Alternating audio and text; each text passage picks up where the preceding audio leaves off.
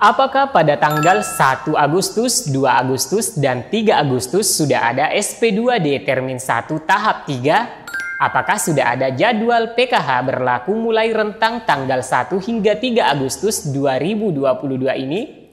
Apakah PKH tahap 3 mulai cair tanggal 1 Agustus atau di tanggal 2 Agustus atau bahkan 3 pada bulan Agustus ini?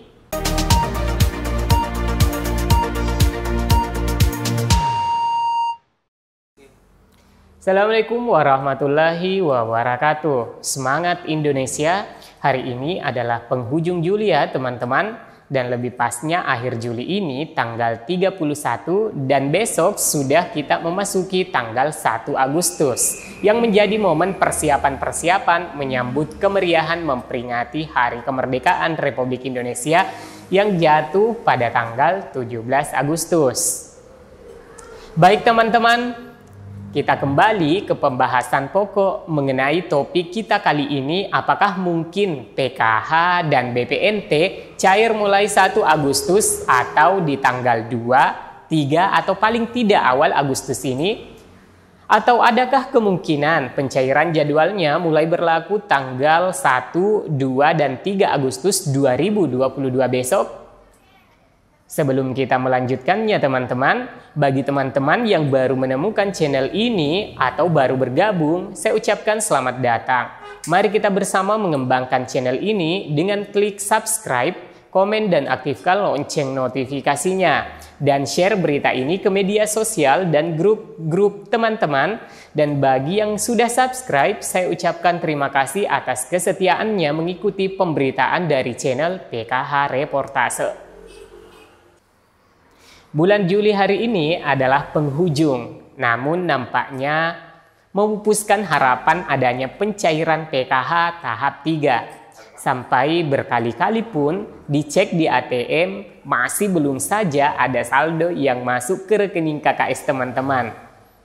Ya, kami tidak ingin menjas berita cek saldo tiap saat atau pemberitaan saldo PKH dan BPNT bulan Juli. Namun, suatu hal yang sia-sia jika mengharapkan dari berita itu adalah pemberitaan mengenai PKH cair untuk tahap 3 ataupun BPNT alokasi Juni dan Juli. Dan yang saldo PKH masuk pada bulan Juli itu untuk saldo PKH tahap 2 saja. Bagi yang belum masuk bantuannya atau bagi KPM perluasan penggenapan kuota 10 juta keluarga penerima manfaat KPM. Jadi, jika teman-teman sudah pernah melakukan penarikan di tahap 2, harap tenang-tenang saja ya hingga hari ini. Sampai ada informasi valid dari pendamping. Karena sebelum bantuan masuk ke rekening teman-teman, prosedurnya itu melalui tahapan persiapan nama-nama penerima yang lolos verifikasi kelayakan dan memenuhi persyaratan penerima bantuan sosial menurut aturan yang berlaku. Yang bisa cair PKH tahap 3 itu berarti telah melalui proses panjang dan tahapannya yaitu setelah Subdit yang membidangi penyaluran bansos PKH maupun BPNT di Kementerian Sosial mengirimkan BNBA SP2D termin ke unit pelaksana PKH Kabupaten Kota, dalam hal ini koordinator Kabupaten Kota atau operator PKH yang ada di Kabupaten Kota. Dan selanjutnya teman-teman, data SP2D itu difilter menjadi SP2D per kecamatannya dan diserahkan ke koordinator kecamatan. Lalu selanjutnya difilter lagi berdasarkan wilayah dampingan yang mendampingi teman-teman melaksanakan kegiatan-kegiatan ber-PKH sejauh ini. Itu pun teman-teman harus mengetahui bahwa SP2D yang sudah diterima di kabupaten kota adalah nama yang diusulkan ke KPPN untuk diproses.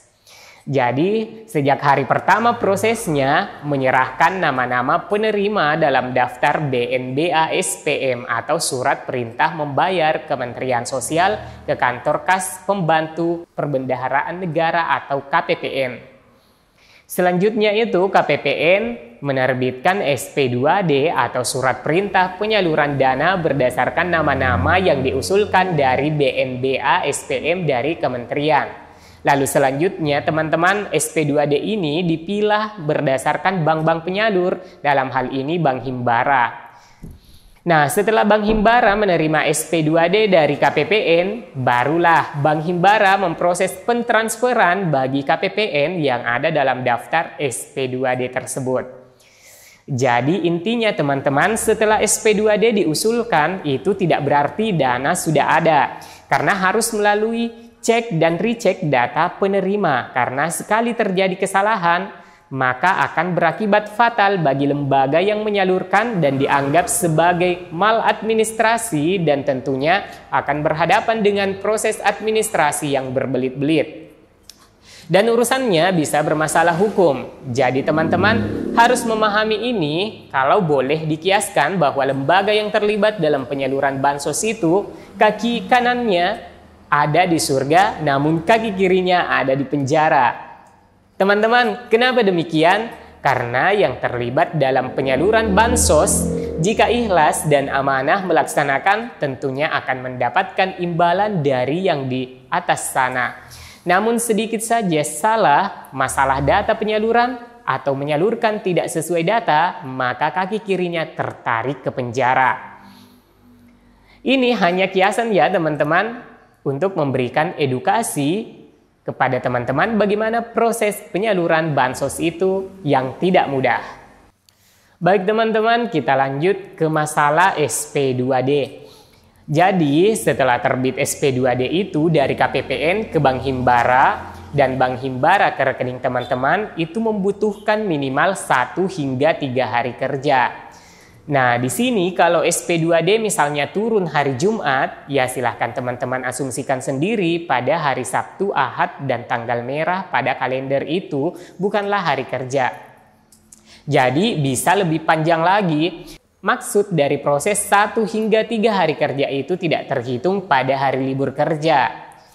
Oke, kita lanjut. Tanggal 31 tepatnya jatuh pada hari Minggu. Jadi pertanyaannya, apakah mungkin pada tanggal 1 Agustus, 2 Agustus, sampai besoknya tanggal 3 awal bulan Agustus ini sudah ada pencairan tahap ketiga? Nah, perlu teman-teman ketahui, hingga pada Jumat 29 Juli 2022 kemarin, belum ada SP2D turun ke daerah-daerah. Ini kami dasarkan pada grup WhatsApp resmi yang menangani SP2D di pusat, di mana di dalamnya ada SDM PKH yang ikut bergabung dalam grup sebagai petugas yang menginformasikan dan menyalurkan ketika ada SP2D yang masuk dan akan membagikan ke pendamping sosial di masing-masing wilayah kerjanya. Dan mengingat hari ini, Minggu 31 Juli 2022 merupakan hari libur kerja akhir pekan, yaitu dimulai dari hari Sabtu dan hari Minggu ini. Maka otomatis kantor-kantor pemerintah juga libur ya teman-teman. Selanjutnya, apakah akan cair tanggal 1 atau 2 atau bahkan 3 Agustus?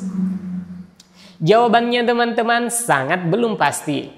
Mengingat tanggal 30 Juli kemarin adalah batas pusat menunggu hasil verifikasi ketidaklayakan rekomendasi Kementerian Sosial hasil foto geotek yang akan menjadi dasar penyaluran untuk periode Juli. Maka kemungkinan kecil SP2D bisa terproses di awal bulan Agustus. Dan jika teman-teman mengikuti penjelasan tadi mengenai SP2D yang prosesnya itu memakan waktu dan setelah SP2D diterima Bank Himbara, maka normalnya membutuhkan waktu 1 hingga 3 hari kerja.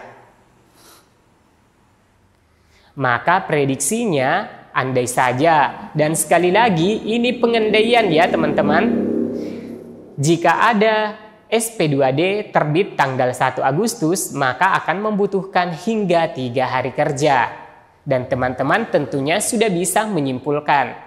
Ya, sepertinya sangat kecil kemungkinan ada pencairan atau kami bisa mengatakan jangan terlalu berharap ada pencairan antara tanggal 1, 2, dan 3 Agustus ini. Lebih baik teman-teman menunggu info yang sangat akurat dari pendampingnya masing-masing.